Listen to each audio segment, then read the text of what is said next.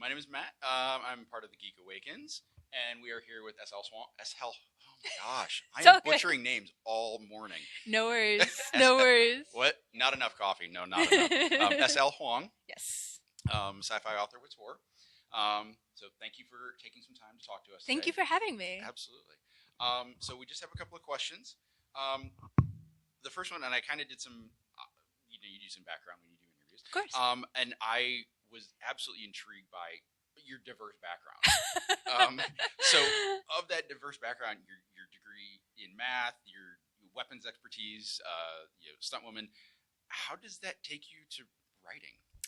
Well, as it happens, my first book series, starting with Zero Sum Game, is, people, when I was writing it, I was living in LA, being a professional stunt woman, and also armor, doing like weapons work for movies and television.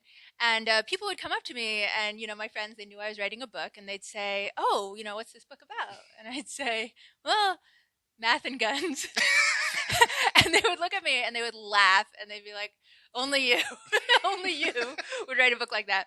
So it's very much, it's a mixture of all my backgrounds. It takes place in LA, and it's like sort of like gritty noir, like all the locations that I've filmed at, but like the sort of LA underground. And they're definitely like action thrillers, but with lots of math.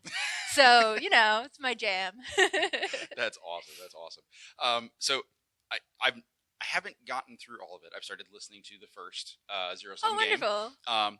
So you and Cas Russell seem to have a fairly similar skill set. People always ask if she's based on me, and I'm like, no, I hope I murder many less people than she does. Already she's pretty much gone on all that. So. Yes, I draw in my skills for the books, but her go-to solution for solving any problem is trying to punch somebody in the face, whereas I'm slightly less confrontational. I hope. Now, I actually kind of had thought about this question, but then in the Tor panel yesterday, you mentioned... Oh, you saw the panel? I did. I said it on the panel, that when you write your action sequences, you spend an afternoon doing the math, figuring out all of that. Yes, I do. And I kind of was going to ask if you did that as a question, and you answered that yesterday. How do you go about that? Well, it's actually kind of interesting because a lot of the math in these books, you think I'm a math major, but my math background, but a lot of it is math that isn't what I studied, right? Because like math is huge, such an enormous subject area. And I did a lot of like theoretical math, theoretical computer science, like set theory, logic, like stuff that is not like it's very hard to write into an action scene, right? So I'll do a lot of research because I'll like have to read up on like, well, what's the mathematics of like the explosive yields of bombs, and like how these like wave patterns and like pressure differentials and all that stuff, and I'll like look all that up. And sometimes I don't know enough of not enough of the variables are revealed for me to like actually do enough of the calculations. So I'm like, okay, nobody's gonna be able to call me on that anyway. But the ones where like I know all of the information, I'm like, okay, now I have to make sure that this is plausible. Yeah, and I'll do a back of the envelope, and I'll be like, all right, I know the mass of this, I know the velocity that approximately this is going at, and I'll actually do the calculations and make sure it's like in the ballpark of reality. And as I mentioned on the panel, it takes me like way longer than it actually like makes sense to do something like this, because I'll do like pages of math, be like, okay, but it's fun for me, right, to make sure that this is all good. And then in the book, it'll be like a sentence. I'll be like, and then she blah blah blah, and I'll like throw in some texture with the mathematics, and then it goes on to something else. But it's I like making sure I'm accurate. So for my readers, it's important. It's totally. And I live in fear of the day that like I make mistake, because I know it'll happen, right? Like I make so many careless errors all the time, and like somebody's gonna check and be like, no, you're an order of magnitude off here. This could never happen, but it hasn't happened yet. And I've had a bunch of math people read it. So I was gonna say it's complicated math, so it's not going to come from anybody I know. So.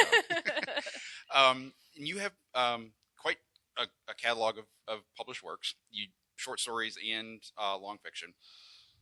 Do you find one or the other easier?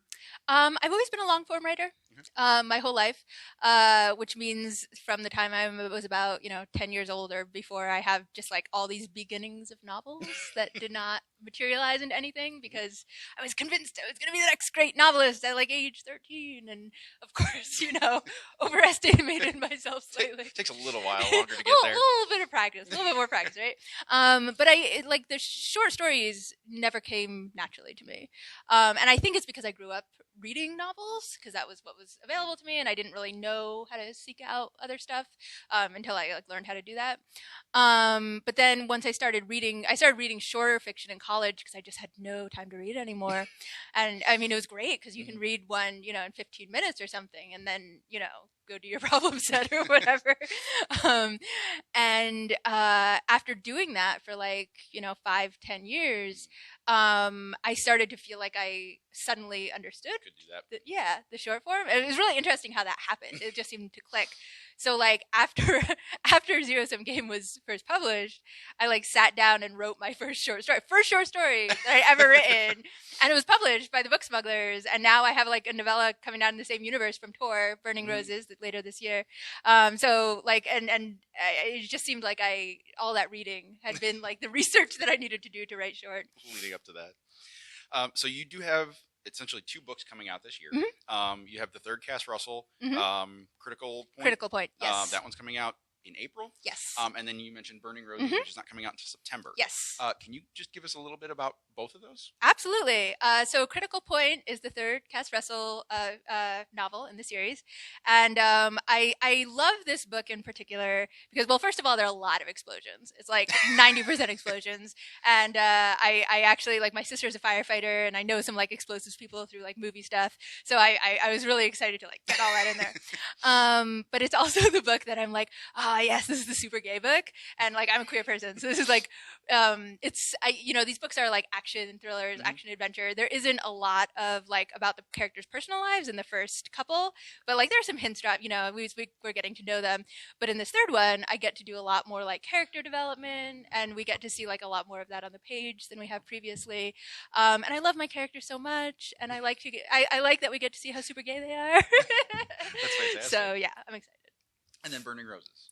And then, Burning Roses is it's a remix of Chinese and Western folklore. Okay. I'm half Chinese, so this is stuff that is exciting for me to write about. The 2 main characters are Red Riding Hood and Hou the Archer from Chinese mythology, and they are both queer middle-aged women who are angsting about their families while having adventures and shooting things. So, because Little Red Riding Hood is a expert rifle markswoman, and Hou is an archer in the original story, and is an archer in mine as well. So yeah, they team up and that sounds have fantastic. Adventures. Absolutely fantastic. Thank you. So one last thing before we go. If our followers would like to follow you on social media, how can they get a hold of you? I am most active on Twitter at SL_Huang, HUANG. You can also find my website, www.slhuang.com, if you just want the news or to see sort of what's going on. That's where you can find me. Fantastic. Well, thank you very much for taking time to talk to us. Thank you. Appreciate this was it. so much fun. And do you get to enjoy the con now? No, I have 2 more interviews and then a panel. So, but that's enjoyable too. I love doing this. Well, there you go. Full day. Yeah, and getting to meet lovely people. So. Well, thank you very much. Thank you for having me.